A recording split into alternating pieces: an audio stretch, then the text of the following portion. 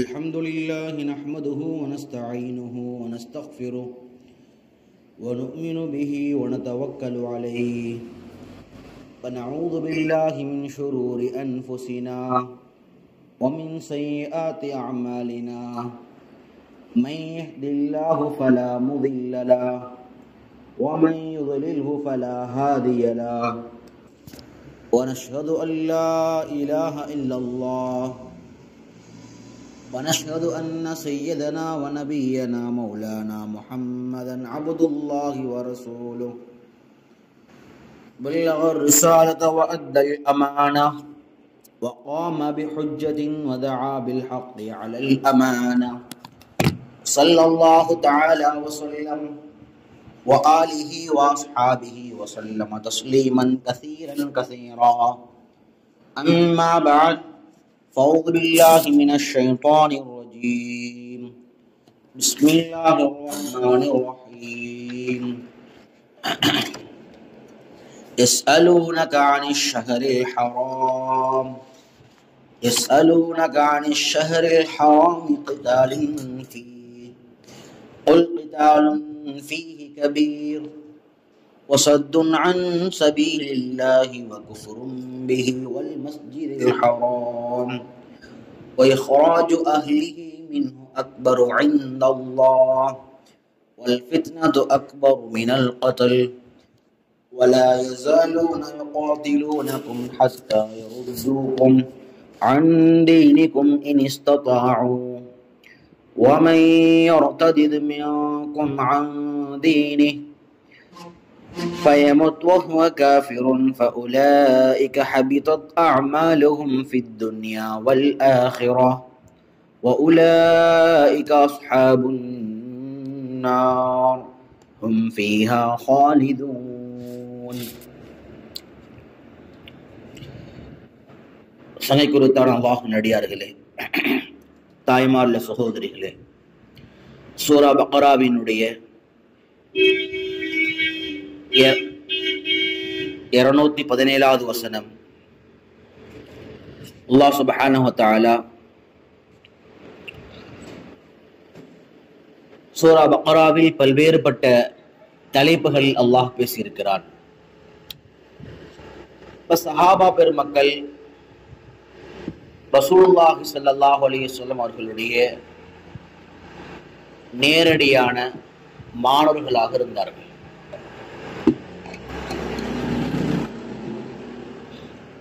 அப்ப சஹாபாக்களும் பெருமானாரிடத்தில் நிறைய நேரங்கள்ல கேள்விகளை கேட்டிருக்கிறாங்க. உதாரணமா யஸ்அலூனக மாதா யுன்ஃபிகூன், அவர்கள் எதை செலவு செய்கிறார்களோ அதை எப்படி செய்ய வேண்டும், எதை செய்ய வேண்டும் என்று உங்களிடத்தில் கேட்கிறார்கள். இது மாதிரி கேள்விகள். அப்ப சில நேரங்கள்ல யகூதிகள் கேள்வி கேட்டாங்க. சில நேரங்கள்ல யகூதிகளுடைய தூண்டுதனால மக்காவினுடைய முஷ்ரிக்கீன்கள் பெருமானார்ட்ட கேள்வி கேட்டாங்க. அப்ப அது மாதிரியாக குர்ஆன்ல பல்வேறுபட்ட இடங்கள்ல நீங்க ஒரு வார்த்தையை கவனிக்க முடியும். யஸ்அலூனக, சஅல யஸ்அலு அப்படின்னா கேள்வி கேட்டான், அரபியுடைய வார்த்தைகள்ல ஒன்று. அப்ப யஸ்அலூன் அப்படின்னா அவர்கள் உங்களிடத்தில் கேள்வி கேட்கிறார்கள். இப்ப இந்த இடத்துல ஆயத் ஆரம்பிப்பதற்கு முன்பாக முதல்ல விளங்க வேண்டிய விஷயம் என்னன்னா, பெருமானார் ஸல்லல்லாஹு அலைஹி வஸல்லம் அவர்களிடத்தில் எல்லா விதமான தரப்பு மக்களும் கேள்வி கேட்டார்கள். பெருமானாருக்கு அல்லாஹ் பதில் சொன்னான். அதாவது அந்த கேள்விக்கான பதில் என்ன என்பதை அல்லாஹ் விளங்கப்படுத்தினான். சில நேரங்கள்ல பெருமானார் பதில் சொன்னாங்க, சில நேரங்கள்ல சொல்லி அனுப்புவாங்க, நீங்க போயிட்டு வாங்க, அல்லாஹ்ட்ட இருந்த வஹி வரும், பிறகு நான் பதில் சொல்றேன்னு சொல்லுவாங்க. இப்ப அல்லாஹ் உடனடியாக அந்த கேள்வியை பதிவு செய்து அல்லாஹ் அதற்கான பதிலையும் பதிவு செய்வான். அப்ப அது மாதிரியான யஸ்அலூனக என்று ஆரம்பிக்கக்கூடிய வசனங்கள்ல ஒன்றுதான் சூரா பக்ராவினுடைய இந்த 217வது வசனம். இப்ப இந்த ஆயத்தினுடைய ஆரம்பமாக நாம் தமிழாக்கத்தை எடுத்துக்கொண்டால், பிறகு இந்த ஆயத் எந்த அடிப்படையில் எந்த சம்பவத்திற்கு கீழாக இறங்கியது என்பதை புரிந்து கொள்ள முடியும். இப்ப இந்த ஆயத்துல பேச வேண்டிய பகுதிகள் ஏராளம் இருக்கிறது. இப்ப அல்லாஹ் சுப்ஹானஹு வ தஆலா சொல்கிறான், யஸ்அலூனக, அந்த மக்காவினுடைய குறைஷி காபிர்கள். இப்ப இங்க எஸ்அலூன கொண்ட முராத் இங்க யார் அர்த்தம் சொன்னா, மக்காவில் இருந்த அந்த குறைஷிகள், அல்லாஹ் நிராகரித்த முஷ்ரிகீன்கள். இப்போ அவர்கள் உம்மிடத்தில் கேட்கிறார்கள், அனிஷஹரில் ஹராம், ஹுர்மத் பொருந்திய மாதம். ஹுர்மத்னா என்ன? அந்த காலங்கள்ல போர் செய்வது தடை செய்யப்பட்ட ஒன்று. அந்த மாதங்கள் அல்லாஹ்விடத்தில் புனிதம் நிறைந்த மாதம். அனிஷஹரில் ஹராம், புனிதம் நிறைந்த மாதத்தை பற்றி, கிதாலின் ஃபீஹி, அந்த மாதத்தில் போர் செய்வது சம்பந்தமாக கேள்வி எழுப்புகிறார்கள். இதனுடைய முழு விளக்கு பின்னால வரும். அப்ப அல்லாஹ் பதில் சொல்றான், குல், நபியே நீங்கள் சொல்லுங்கள், கிதாலுன் ஃபீஹி, எந்த மாதங்கள் புனிதம் நிறைந்ததாக சொல்லப்படுகின்றதோ அந்த மாதத்தில் போர் செய்வது கபீருன், சாதாரண விஷயம் இல்ல, மிகப்பெரிய பிரம்மாண்டமான பாவங்கள்ல மிகப்பெரிய காரியம் அது. அப்படி செய்யக்கூடாது, கபீர். அல்லாஹ் சொல்லிட்டு அடுத்த சில விஷயங்களை சொல்றான். ஆனால் வசத்துன் அன் சபீலில்லா, வசத்துன் தடுப்பது, அன் சபீலில்லா அல்லாஹுடைய பாதை விட்டும் தடுப்பது. அதே போல வகுஃபுரும் பிஹி, அல்லாஹுவை நிராகரிப்பது. குஃப்ருன நிராகரிப்பது, பிஹி அல்லாஹுவை நிராகரிப்பது. வல் மஸ்ஜிதில் ஹராம், அதே போல மஸ்ஜிதே ஹராமிலிருந்து வஇஹ்ராஜு அஹ்லிஹி, அந்த மஸ்ஜிதுல் ஹராமிற்கு உரித்தான மக்களை அதிலிருந்து வெளியேற்றுவது. இப்ப இது மாதிரியான காரியங்கள் எல்லாம் அக்பரு இன்தல்லாஹ், இவைகளும் அல்லாஹ்விடத்தில் மிகப்பெரிய பாவங்களாக இருக்கின்றது. இப்ப சுருக்கமா இல்ல விளக்கத்துக்கு முன்னால என்ன சொல்லணும் அப்படின்னா, மக்காவுடைய இறை நிராகரிப்பாளர்கள் பெருமானார்கிட்ட ஒரு வாதத்தை முன் வைக்கிறாங்க. சங்கையான மாதங்கள்ல, புனிதம் நிறைந்த மாதங்கள்ல போர் செய்வது தடை செய்யப்பட்டிருக்கும் நேரத்தில் எங்கள் அணியில் ஒருவரை நீங்கள் புனிதம் நிறைந்த மாதத்தில் கொலை செய்துள்ளீர்கள் என்று சொல்லும் பொழுது அல்லாஹ் சொல்றான், ஆம், அந்த மாதத்துல கொலை செய்வது கூடாது. ஆனா இந்த மாதங்கள்ல நீங்க எப்படிப்பட்ட வேலை பார்த்தீங்க? பெருமானாரை துரத்துனீங்க, அல்லாஹ்வுடைய பாதை விட்டும் தடுத்தீங்க, அதே போல அல்லாஹ் நிராகரிப்பு செஞ்சீங்க, மஸ்ஜிதே ஹராமிலிருந்து அதற்கு குறித்தான மக்களை வெளியேற்றினீங்க. நீங்க இந்த வேலையெல்லாம் செஞ்சீங்களே, இதை பத்தி ஏன் பேச மாட்டீங்க? அல்லாஹ் எதிர் கேள்வி கேட்கிறான்.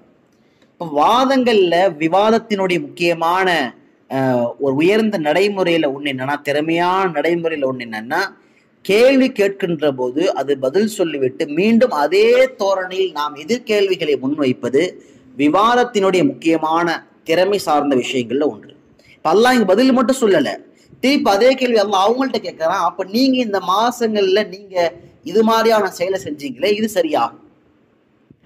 இப்ப அல்லாஹ் சொல்லிட்டு அந்த ஆயத்தை தொடர்கிறான், வல் ஃபித்னது, மேல சொன்ன இது மாதிரியான குழப்பங்களை செய்யறது அக்பரு மினல் கத்ல், இந்த மாதத்தில் ஒருவனை கொலை செய்தால் எப்படிப்பட்ட பாவமாக நீங்கள் பேசி பெருமானாரை கேள்வி கேட்கிறீர்களோ, அந்த கொலை செய்த பாவத்தை விட சில நேரங்களில் குழப்பங்களை செய்வது மிகப்பெரிய அபாயகரமான விஷயம். சில நேரங்கள்ல ஒருத்தரை கொலை செய்யறது இது மிகப்பெரிய பாதிப்பு, ஏற்றுக்கொள்ள முடியாது. ஆனால் ஒரு ஊரிலோ ஒரு நகரத்திலோ ஒரு நாட்டிலோ குழப்பத்தை ஏற்படுத்துது, மக்களை ஏதேனும் ஒரு பிரச்சனையில் ஆழ்த்தி கொண்டே இருப்பது, அது கொலையை விட மிகப்பெரிய ஆபத்தான விஷயம். அல்லாஹ் குர்ஆன்ல சொல்றான், வல் ஃபித்னது அக்பரு மினல் கத்ல், கொலை செய்யறதை விட ஆபத்தான காரியம் என்னன்னா ஃபித்னா, குழப்பம் செய்யறது. ஏதாவது ஒரு பிரச்சனையில மூழ்கடிக்கிறது, இல்லாத ஒன்றை சொல்றது, அவதூறாக பேசுறது, மக்களை குழப்பத்தில் ஏற்படுத்துறது, மக்களை பதட்டமடைய செய்யறது, இதெல்லாம் இருக்கிறது கொலை செய்வதை விட மிகப்பெரிய ஆபத்தான விஷயங்கள்ல ஒன்று. அல்லாஹ் சொல்லிவிட்டு அடுத்த வார்த்தை சொல்வான், வலா யஸாலூன், நபி அவர்கள் செய்து கொண்டே இருப்பார்கள், யகாத்திலூனக்கும், உங்களோடு அவர்கள் போர் செய்து கொண்டே இருப்பார்கள், ஹத்தா, எதுவரை என்று சொன்னால், யருத்தூக்கும், உங்களை திருப்பும் வரை. எதை விட்டும்? அன் தீனிக்கும், உங்களுடைய புனித இஸ்லாமாக இருக்கக்கூடிய இந்த தீன் மார்க்கத்தை விட்டும் உங்களை திருப்பும் வரை உங்களோடு ஏதாவது பிரச்சனை சண்டை கட்டி கொண்டேதான் இருப்பார்கள். இனிஸ்ததாஉ, அவர்கள் சக்தி பெற்றால். அவங்க எப்பெல்லாம் சக்தி பெறுவார்களோ அப்பொழுதெல்லாம் அவங்களுடைய முக்கியமான வேலை என்னன்னா, உங்களை எப்படியாவது இஸ்லாமிய மார்க்கத்தை விட வைக்கணும். அல்லாஹ் இதுவரை சொல்லிட்டு அடுத்து ஒரு பொதுவான காவிதா ஒன்று சொல்கிறான். பொதுவான ஃபார்முலா அல்லாஹ் சொல்றான், ஒமை எர்ததித் மின்கும், உங்களில் யார் இர்திதாத் அதாவது விட்டு வெளியேறுகிறாரோ, எதை விட்டும்? அன் தீனிஹி, அல்லாஹுடைய மார்க்கத்தை விட்டும் யார் வெளியேறுகிறாரோ, ஃபயமுத் வெளியேறிய அதே நிலையில மரணம் அடைகிறார் என்று சொன்னால், வஹுவ காஃபிருன் அவர் அல்லாஹ்வை நிராகரித்த நிலையில் அவர் மரணிப்பாரையானால், ஃபஉலாயிக அவர்கள் ஹபிதத் அஅமாலுஹும் அவர்களுடைய எல்லா செயல்களும் அல்லாஹ் அழித்து விடுவான், அழிந்துவிடும். ஹபிதத் அஅமாலுஹும் அவர்களுடைய எல்லா நற்காரியங்களும் அழிந்துவிடும். ஃபித் துன்யா வல் ஆஹிரா உலகத்திலும் சரி மறுமையிலும் சரி எந்த நற்காரியங்களும் அவர்கள் கண்களுக்கு முன்பாக இருக்காது, எல்லாம் அழிஞ்சு போயிடும். வஉலாயிக இவர்கள் தான் அஸ்ஹாபுன் நார் நரகவாசிகள். ஹும் ஃபீஹா ஹாலிதூன் அந்த நரகத்திலே இவர்கள் நிரந்தரமாக இருப்பார்கள். சங்கை குறித்தான தாய்மார்களே, சகோதரிகளே, இந்த ஆயத்தை விளங்குறதுக்கு முன்னால ஒரு முக்கியமான பின்னணி சம்பவத்தை நாம் தெரிந்து கொள்ள வேண்டும். குர்ஆனுடைய ஆயாத்துகளை விளங்கக்கூடிய விஷயத்தில் அந்த ஆயத் எந்த சம்பவத்தின் அடிப்படையில் இறங்கியது என்பதை நாம் தெரிந்து கொண்டால்தான் குர்ஆனுடைய முழுமையான விளக்கத்தை உங்களால் பெற்றுக்கொள்ள முடியும். குர்ஆனுடைய ஆயாத்துகள் எதன் அடிப்படையில் இறங்கியது என்று தெரிந்து கொள்ளாமல் ஒரு நபரால் குர்ஆனுக்கு விரிவுரை செய்ய இயலாது. இந்த ஆயத்துடைய மொழிபெயர்ப்பு மட்டும் நீங்க பாத்தீங்கன்னா தலையும் புரியாது காலும் புரியாது. இதுக்கு பின்னால முக்கியமான சம்பவம் என்ன? பெருமானார் ஸல்லல்லாஹு அலைஹி வஸல்லம் ஒரு சிறிய குழு ஒன்றை அனுப்புறாங்க. அந்த குழுவுல ஒரு முக்கியமான நபராக அபு உபைதா இப்னுல் ஹாரிஸ் அல்லது உபைதா இப்னுல் ஹாரிஸ் என்ற ஒரு சஹாபியை உடன் அனுப்புறாங்க. எப்ப இந்த சஹாபி புறப்பட்டாரோ அழுக ஆரம்பிச்சிட்டாரு. பெருமானாரின் மீது இருந்த பிரியத்தின் காரணமாக பெருமானாரை விட்டுட்டு அவரால் போக முடியல. அப்ப உடனே நபி ஸல்லல்லாஹு அலைஹி வஸல்லம் அவருக்கு பகரமாக அப்துல்லாஹ் இப்னு ஜஹ்ஷ் ரலியல்லாஹு அன்ஹு அவர்களை அந்த படையில அனுப்பி வைக்கிறாங்க. அப்ப அப்துல்லா இப்னு ஜஹ்ஷ் ரலியல்லாஹு அன்ஹு அவங்களை அனுப்பும் போது சொன்னாங்க, அவங்க தான் அந்த படையினுடைய அமீர், ஒரு சிறிய குழுவினுடைய அமீர். பெருமானார் அனுப்பும் போது அவர்களிடத்தில் ஒரு கடிதம் ஒன்று எழுதி கொடுத்தாங்க. எழுதி கொடுத்துட்டு சொன்னாங்க, இந்த கடிதத்தை இந்த இடத்தை நீங்கள் சென்று சேரும் வரைக்கும் அதை நீங்கள் பிரித்து பார்க்க கூடாது. முதலாவது வசியத். ரெண்டாவது சொன்னாங்க, நீங்க ஜமாத்துல புறப்பட்டு போகும்போது அல்லாஹுடைய பாதையில போருக்காக புறப்பட்டு போகும் பொழுது உங்களுடைய தோழர்களோடு பிரயாணத்தில் யாரையும் நீங்கள் வெறுத்து விடாதீர்கள். இது ஒரு முக்கியமான உபதேசம். அப்போ ஒரு சிறிய குழுவாக சேர்ந்து பயணிக்கும் பொழுது, ஒரு குடும்பமாக சேர்ந்து பயணிக்கும் பொழுது, ஒரு பிரயாணம் மேற்கொள்கின்ற பொழுது ஒருவருக்கு ஒருவர் மேல் அதிருப்தி ஏற்படுவது யதார்த்தம். இன்னைக்கு பிரச்சனை என்ன அப்படின்னா, தெரியாதவங்க மேல ஏற்படுற கோபத்தையும் வெறுப்பையும் விட தெரிந்தவர்கள் மீது ஏற்படக்கூடிய கோபமும் வெறுப்பும் தான் அதிகமா இருக்குது. காரணம் என்ன? எப்ப பழக்க வழக்கங்கள் அதிகமாகுமோ அப்ப அவர்களுடைய குணங்கள் அடிப்படையில் என்ன இருக்குமோ அது வெளியே வரும். குறிப்பா ஒருத்தரால டிராவலை பொறுத்த வரைக்கும், பிரயாணங்களை பொறுத்த வரைக்கும் ஒருத்தரால நடிக்கவே முடியாது. அதனால சொல்லுவாங்க, உன்னுடைய பிரயாணத்தில் உனக்கு நம்பிக்கையான உற்ற நபர்களோட தவிர நீ பிரயாணம் செய்ய வேண்டாம். ஏன்னா பிரயாணம் என்பது உன்னுடைய உண்மையான அசல் குணத்தை காட்டும். ஏன்னா ஒரு மனிதனால 24 மணி நேர வாழ்க்கையும் அவனால் நடித்து வாழ முடியாது. அப்ப சில நேரங்கள் நல்லா பழகும் போது என்னவாகும்னா, பிரயாணங்கள் அல்லது நிகழ்ச்சிகள் இது போன்ற நேரங்கள்ல உறவுகளுக்கு மத்தியில், நட்புகளுக்கு மத்தியில் அல்லது தோழமைகளுக்கு மத்தியில், தெரிந்த நபர்களுக்கு மத்தியில் ஒரு அதிருப்தியும் வெறுப்பும் ஏற்படுவது யதார்த்தமாக அமையும். பெருமானார் சுட்டி காட்டி அதை எச்சரிக்கை செய்யறாங்க. பிரயாணத்தின் போது உங்களுடைய தோழர்களில் யாரையும் நீங்கள் வெறுத்து விடாதீர்கள். அப்ப இந்த வார்த்தை அந்த சஹாபிக்கு மட்டுமானதும் அல்ல, நம்முடைய எல்லா வாழ்க்கையிலும் நாம் எங்கெல்லாம் பயணம் செய்கிறோமோ, எங்கெல்லாம் நாம் ஒருவரோடு நெருக்கமாக பழகிறோமோ, எல்லா நபர்களிடத்திலும் நம்மை போன்று அவர்களுக்கும் குறைகள் இருக்கும். ஆனால் யாரையும் வெறுப்பதும் நிராகரிப்பதும் இது பெருமானார் காட்டி தந்த வழிகளில் ஒன்று அல்ல.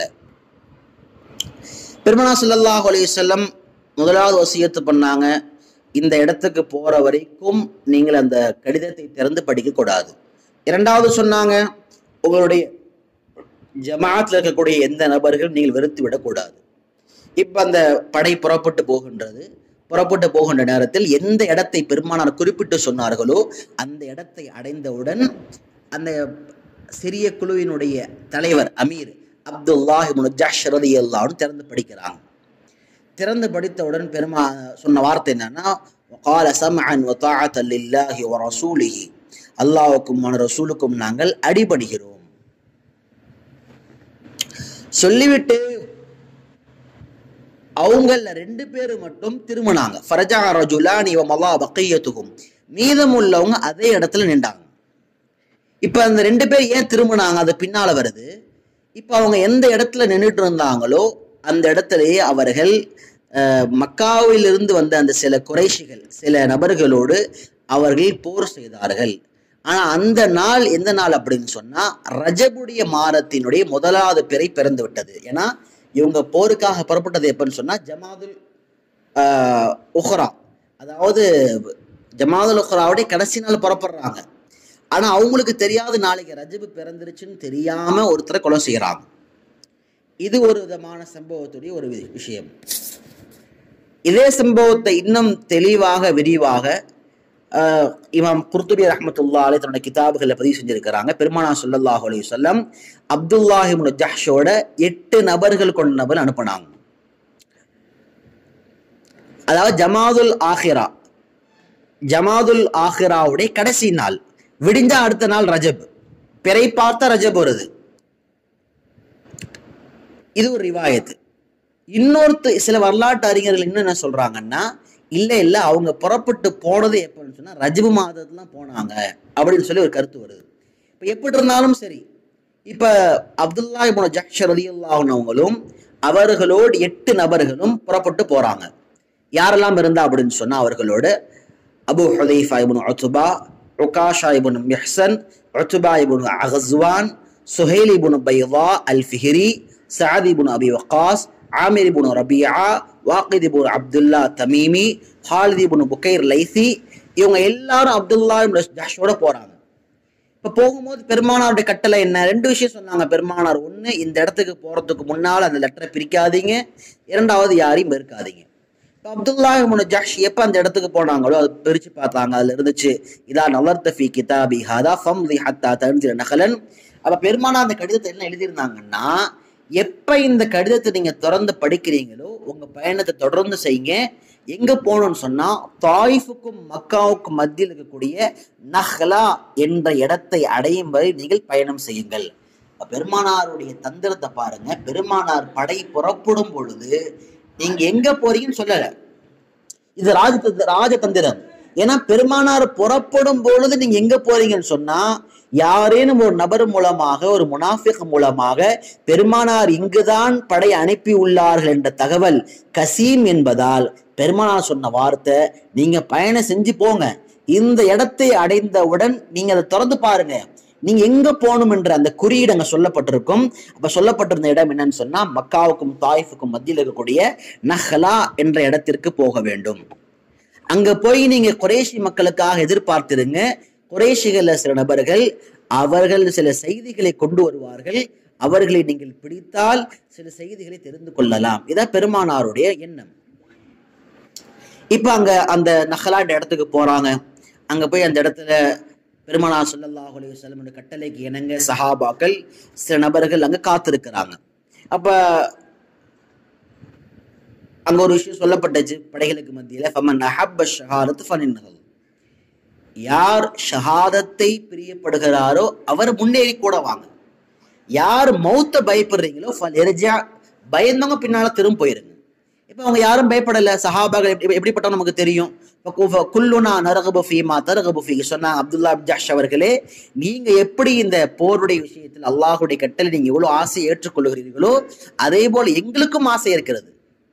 ஒமா மின்னா அஹதுன் இல்லா வஹுவ சாமிஉன் முதீஉன் லிரசூலில்லாஹ், நம்மில் யாரும் இப்படி இல்லை, அல்லாஹ் ரசூலின் கட்டளைக்கு அவர்கள் கட்டுப்பட்டே தவிர. அப்ப எல்லாருடைய இலக்கு என்னன்னா அல்லாஹும் ரசூலும் என்ன சொன்னாங்களோ அதை அப்படியே அணிபடிய வேண்டும். இப்ப இந்த படை புறப்பட்டு நஹ்லான்ற இடத்துக்கு போறாங்க. போகக்கூடிய வழியில் என்னவாகுதுன்னா இந்த 8 நபர்கள்ல 2 பேர் யார் அப்படின்னா சஅத் இப்னு அபி வக்காஸ், உத்பா இப்னு கஸ்வான். இப்ப இந்த 2 பேருக்கும் ஒரு ஒட்டகம் இருந்துச்சு. அப்ப அந்த ஒட்டகம் என்னவாகுதுன்னா வழி தவறி போயிருது. அந்த ஒட்டகத்துக்கு பின்னாலதான் சஅத் இப்னு அபி வக்காஸ் அவங்களும் உத்பா இப்னு கஸ்வான் அவங்களும் பின்னாலேயே போறாங்க. இந்த 2 பேரும் அந்த ஒட்டகத்தை தேடி போகக்கூடிய நேரத்துல மீதி 6 பேருடைய படையை விட்டும் பிரிந்து விட்டார்கள். அப்துல்லா இப்னு ஜஹ்ஷ் ரலியல்லாஹு அன்ஹு அவங்களோட ஒரு 6 பேர் போறாங்க. சஅத் இப்னு அபி வக்காஸ் அவங்களும் உத்பா இப்னு கஸ்வான் அவர்களும் அந்த ஒட்டகத்தை தேடி அவர்கள் வழி தவறி விட்டார்கள். இப்ப இந்த 6 பேரும் சொன்ன இடத்துக்கு போயிடுறாங்க. அங்க போனோடனே பார்த்தா குறைஷிகளுடைய ஒரு முக்கியமான ஒரு படை ஒன்று, ஒரு படைக்குழு, ஒரு வியாபார குழு ஒன்று வருகிறது. பெருமானார் சொன்னதை போலவே அவங்க எப்படிப்பட்டனா அவங்க உயர்ந்த சாமான்களையும் நல்ல விதமான ஒரு பொருட்களை எல்லாம் சுமந்து வராங்க. சுமந்து வரக்கூடிய நேரத்துல அதுல யார் ஒருத்தர் இருந்தா அப்படின்னா குறைஷிகள் படையில அம்ர் இப்னு ஹலரமி என்ற நபர் இருந்தார்.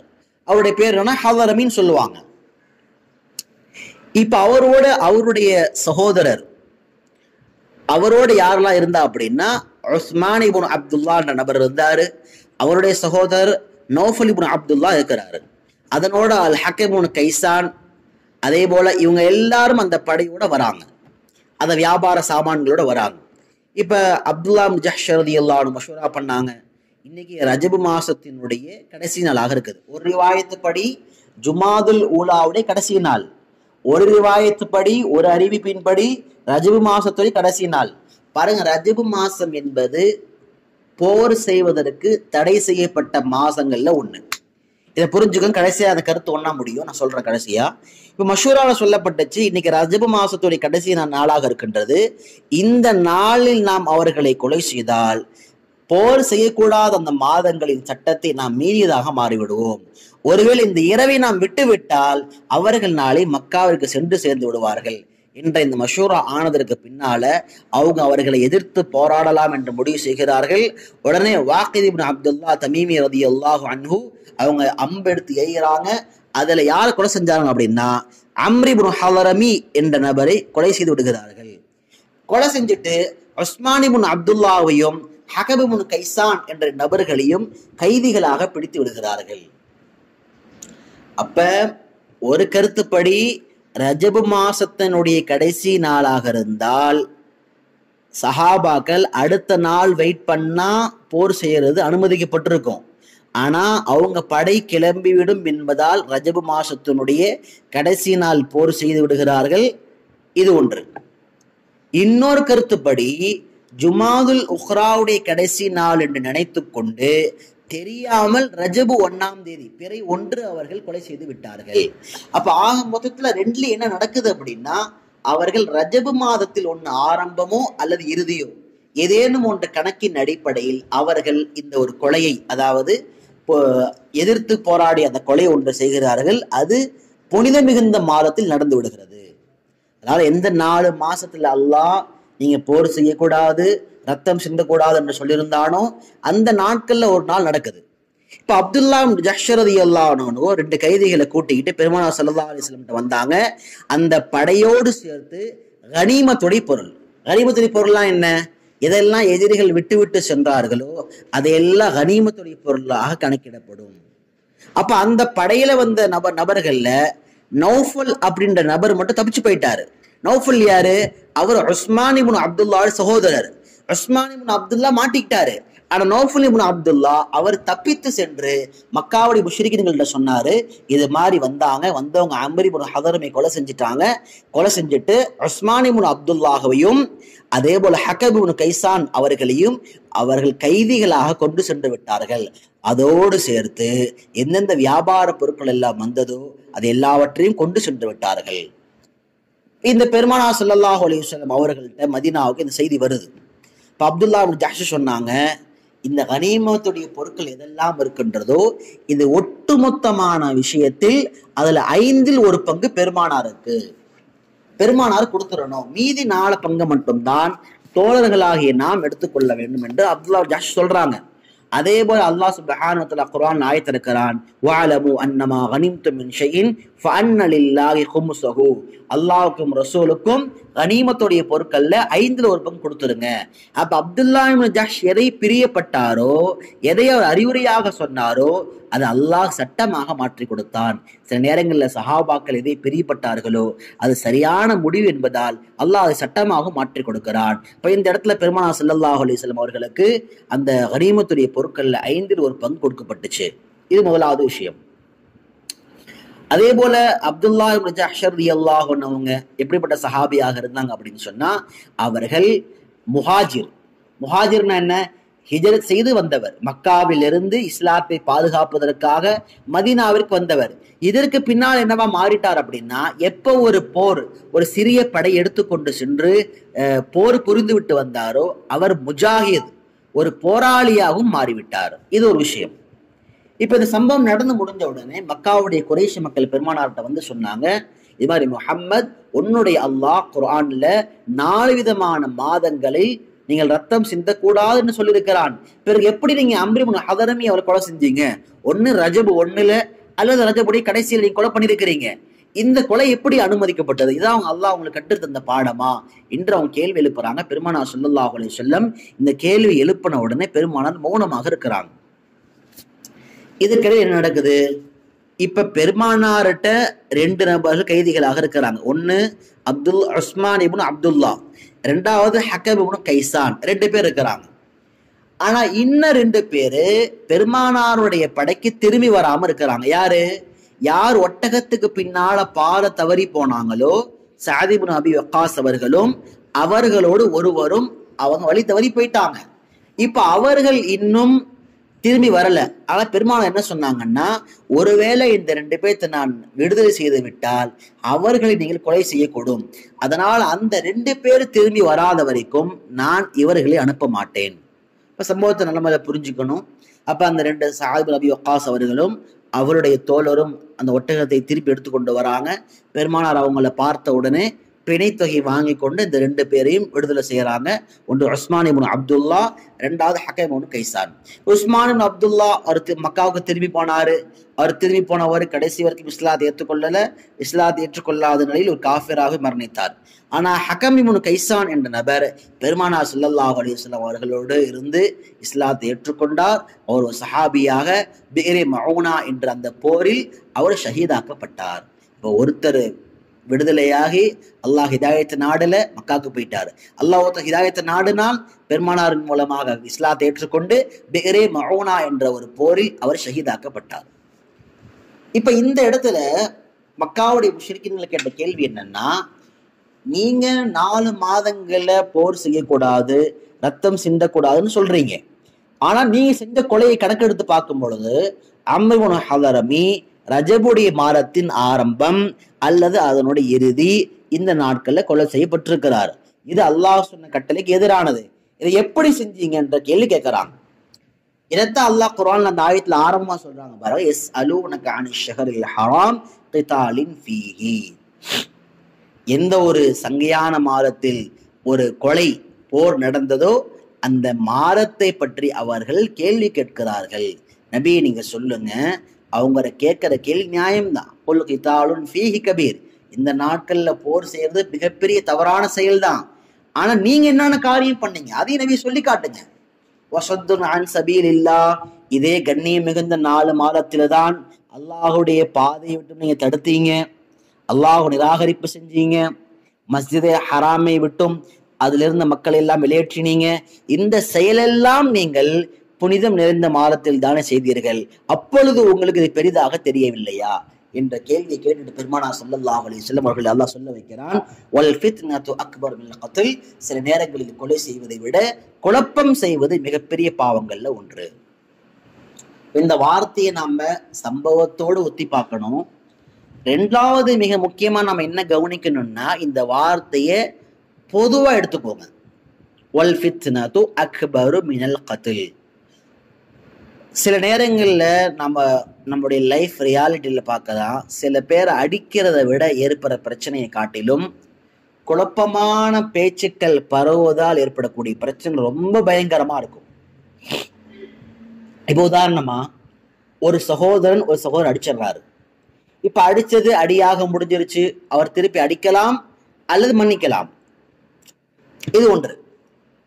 இது எப்படி பாவமோ இதை விட மோசமான பாவம் என்னன்னா குழப்பத்தை ஏற்படுத்துறது. உதாரணம், சில நேரங்களில் பார்த்தீங்கன்னா நடக்காத ஒரு செயலை அது என்ன நடந்ததோ அதை விட ஒரு படி மேலாக நடக்காதவற்றை எல்லாம் சேர்த்து சொல்லுவது. இப்ப ஒருத்தவங்க இன்னொருத்தட்ட சொல்லுவாங்க, அதை யாரு கேட்டாங்களோ அவர்கள் மூணாவது நபர்கிட்ட இன்னும் மோசமாக சித்தரித்து அவதூறாக சொல்வார்கள்.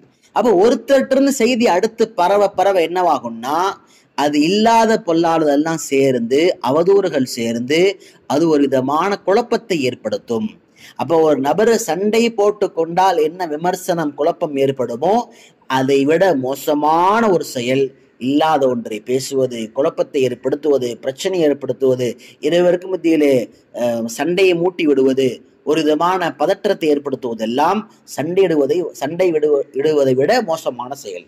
அதனால நாம எப்படி அடுத்தவர்களை கொலை செய்யக்கூடாது, சண்டை போடக்கூடாது என்று இருக்கிறோமோ அதே போல் நம்முடைய நாவுகளால் குழப்பம் ஏற்படுத்துவதை விட்டும், அவதூறு பேசுவதை விட்டும், குறை சொல்வதை விட்டும், பதற்றமான சூழ்நிலை உருவாக்குவதை விட்டும் நம்மை முழுமையாக பாதுகாத்துக் கொள்ள வேண்டும். இது இரண்டாவது முக்கியமான செய்தி.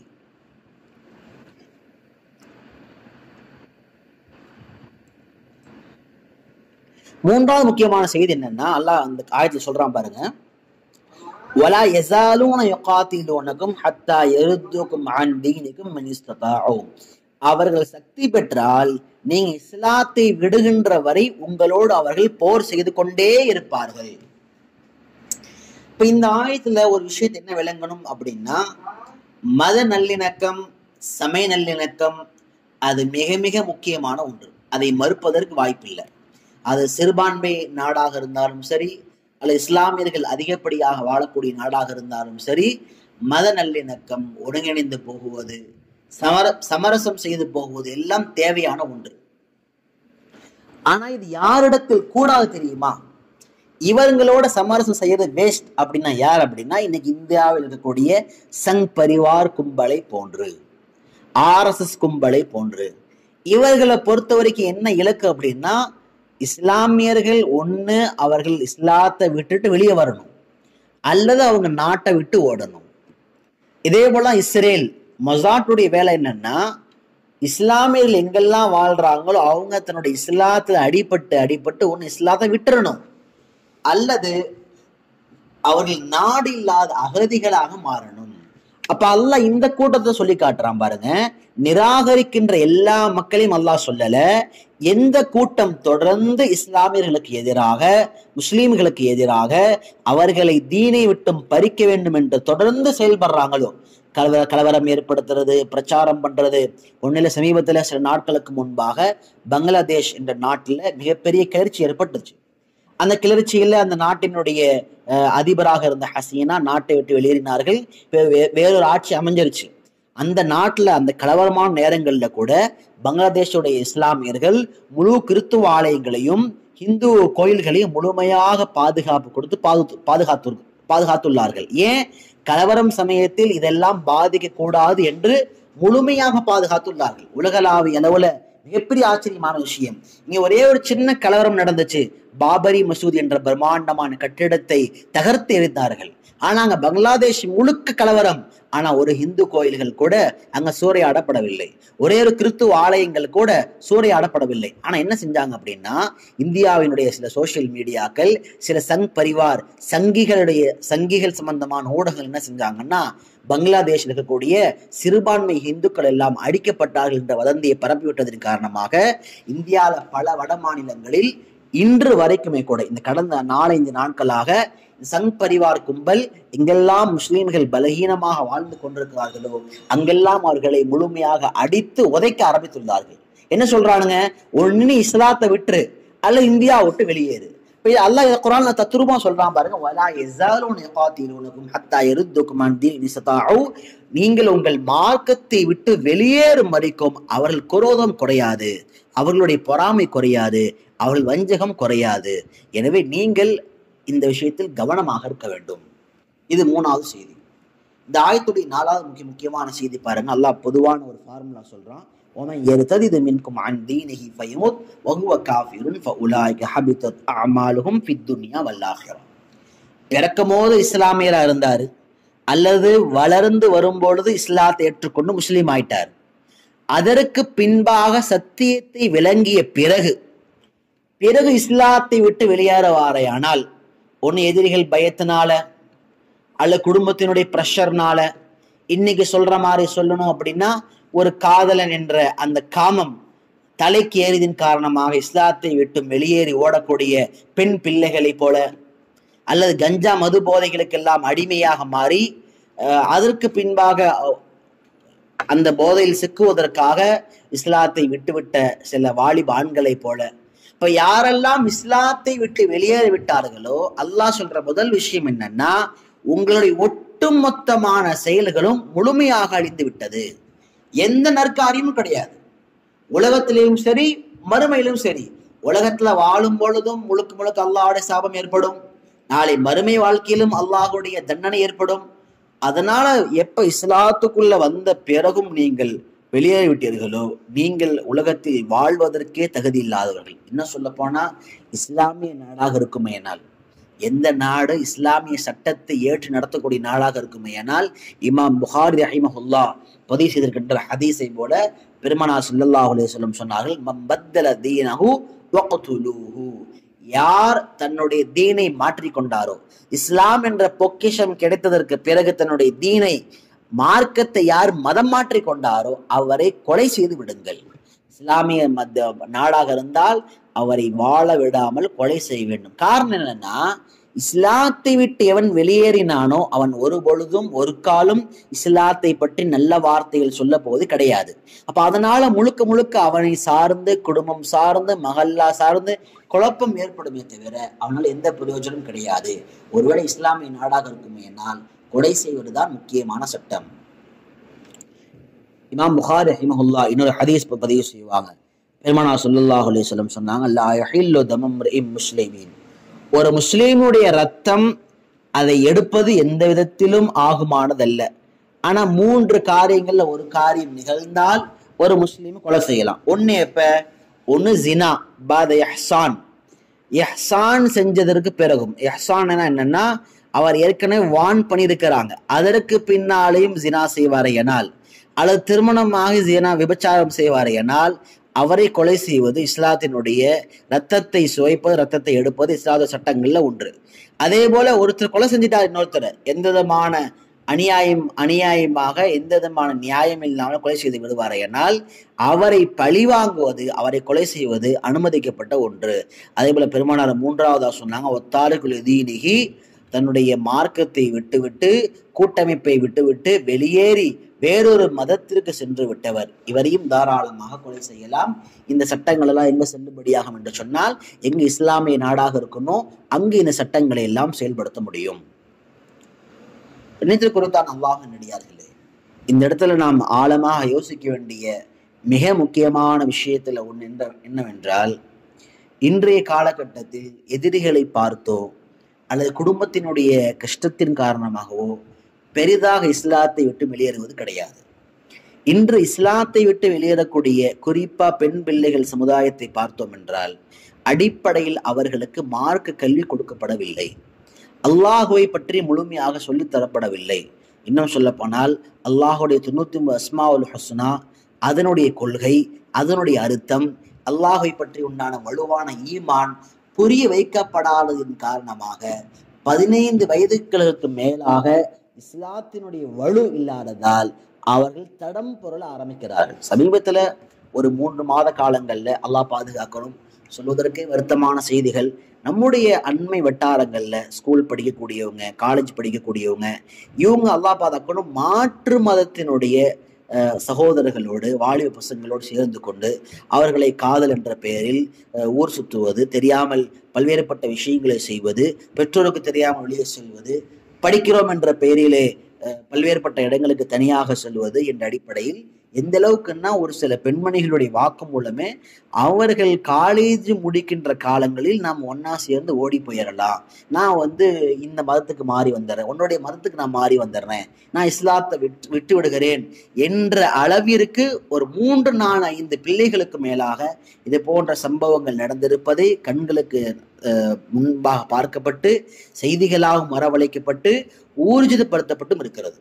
இப்ப இதுக்கு என்ன பிரச்சனை, அடிப்படை என்ன அப்படின்னா, ஒண்ணு பெற்றோர்களாகிய இவர்களிடத்தில் ஒன்று பேராசை, கல்வி என்ற போர்வையில் மிகப்பெரிய பேராசை, பெரிய லட்சாதிபதி ஆக்கணும், படிக்க வைக்கணும், சம்பாதிக்க வைக்கணும், பொம்பளை பணியில் அப்படி ஆக்கணும் இப்படி ஆக்கணும் என்று சொல்லி அவர்களுடைய கேரக்டர் குணம் சார்ந்த விஷயத்தில், அவருடைய தீன் சார்ந்த விஷயத்தில், அவருடைய ஒழுக்கம் சார்ந்த விஷயத்தில், பர்தா சார்ந்த விஷயத்தில் எந்த விதமான அக்கறை இல்லாத சமுதாயமாக மாறிவிட்டார்கள்.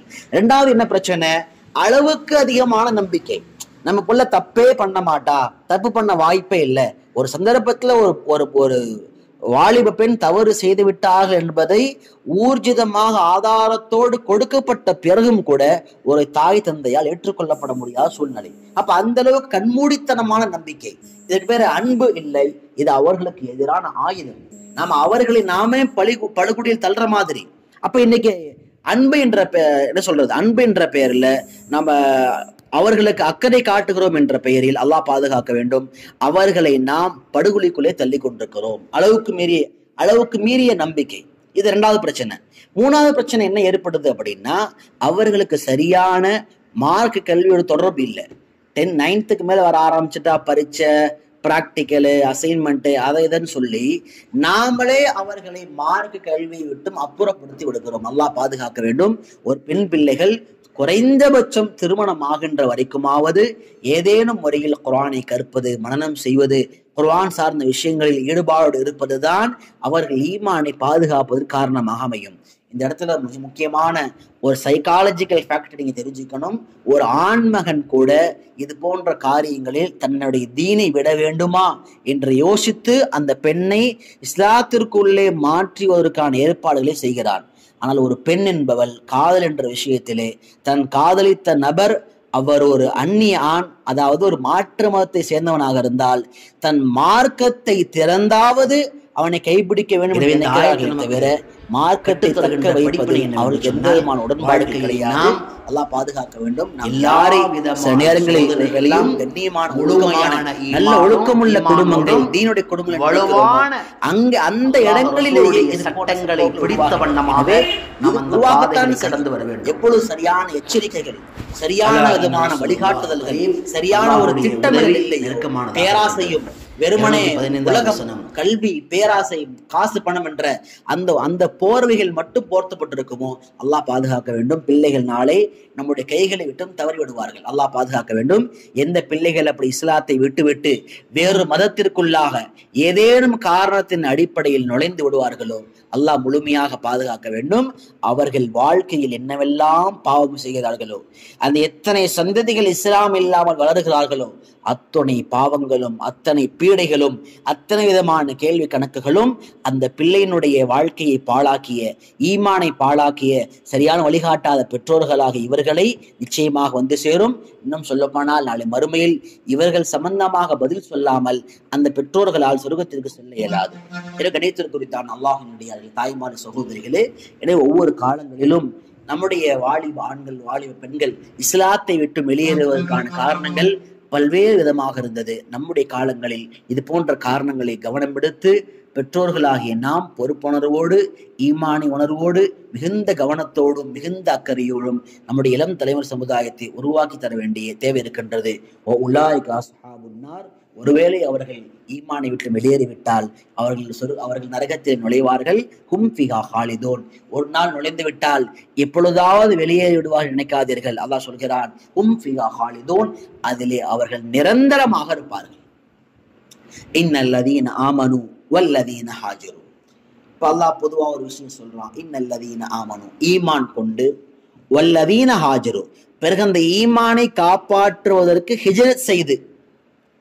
ஹிஜ்ரத் எப்ப செய்வாங்க அப்படின்னா, பொதுவா எந்த நாட்டுல, எந்த ஊர்ல தன்னால இந்த இஸ்லாத்தை இதற்கு மேல பாதுகாத்து கொள்ள முடியாது என்ற சூழ்நிலை ஏற்படுமோ அப்பொழுதுதான் அவர்கள் ஹிஜ்ரத் செய்வார்கள். வல்லதீன ஹாஜரு. ஹிஜ்ரத் செய்து வஜாஹது ஃபீ சபீலில்லாஹ், மூன்றாவது கட்டமா அல்லாஹ்வுடைய பாதையில போரும் செய்றார். உலாயிக யர்ஜூன ரஹ்மத்தல்லாஹ், இப்படிப்பட்டவர்கள் அல்லாஹ்வுடைய ரஹ்மத்தை மட்டுமே நாடுகிறார்கள்.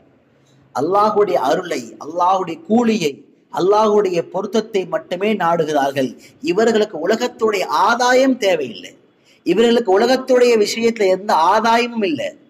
இவங்களுடைய நாட்டம் எல்லாம் அல்லாஹ்வுடைய ரஹ்மத்தை மட்டும்தான். வல்லாஹு கஃபூருர் ரஹீம், அல்லாஹ் கடந்த காலங்களில் நடந்த எல்லா பாவங்களையும் மன்னிக்க கூடியவனாக இருக்கிறான். ரஹீம், நாளை மறுமையிலே அல்லாஹ் நீதத்திற்கு நீதத்தையும் அநீதத்திற்கு அநீதத்தையும் தரக்கூடிய ரஹீமாக, இரக்கசாலியாக அல்லாஹ் இருக்கிறான். வல்லாஹு கஃபூருர் ரஹீம். இப்ப இந்த ஆயத்தை பொதுவாக எடுத்துக்கொள்ளலாம். அதே போல அப்துல்லா ஜஹ்ஷர் ரலியல்லாஹு அன்ஹு பெருமானார்ட்ட அந்த அன்பளிப்பு, அதாவது கனிமத்துடைய பொருளை அன்பளிப்பாக கொடுத்து விட்டு சொன்னார்கள், நாங்க இதன் விஷயத்தில் நாங்கள் ஆசைப்படவில்லை, நாங்கள் அல்லாஹ்வுடைய கூலி ஆசைப்படுகிறோம் என்று சொன்ன நேரத்துல தான் அப்துல்லா ஜஹ்ஷர் ரலியல்லாஹு அன்ஹுடைய பெயரில் இந்த ஆயத் இறங்கியது என்பதாக சில உலமாக்கள் குறிப்பிடுகிறார்கள். ஏன்னா அப்துல்லா ஜஹ்ஷர் எப்படிப்பட்டவர்னா, மக்காவில் இஸ்லாத்தை ஏற்றுக்கொண்டு ஆமனு, பிறகு ஹிஜ்ரத் செய்து வந்தார் மதீனாவுக்கு, ஹாஜரு, மூணாவதாக அல்லாஹ்வுடைய பாதையில் போரும் செய்து விட்டார், வஜாஹது. இப்ப 3 விதமான சிறப்புகளையும் அப்துல்லா ஜஹ்ஷர் ரலியல்லாஹு அன்ஹு அடைந்து விட்டார். எனவேதான் பெருமானார் ஸல்லல்லாஹு அலைஹி வஸல்லம் அவர்களுக்கு அல்லாஹ் இந்த ஆயத்தை வழங்கி, அப்ப அப்துல்லா ஜஹ்ஷ் அவர் எதை எதிர்பார்க்கிறார், அவர் அல்லாஹ்வுடைய ரஹ்மத்தை தான் எதிர்பார்க்கிறார் என்பதை இந்த ஆயத்தின் மூலமாக அல்லாஹ் சுட்டி காட்டுகிறான்.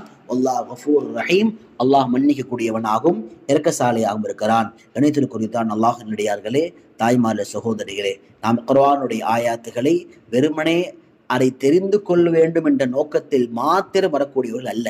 குர்ஆனுடைய ஆயாத்துகளை நாம் விளங்க வேண்டும், அந்த குர்ஆன் ஆயாத்துகளை நாம் சிந்திக்க வேண்டும், அந்த வசனங்களை சிந்தித்து நம்முடைய வாழ்வில் எந்தெந்த படிப்பினைகளை எடுத்துக்கொள்ள முடியுமோ கட்டாயமாக எடுத்துக்கொள்ள வேண்டும்.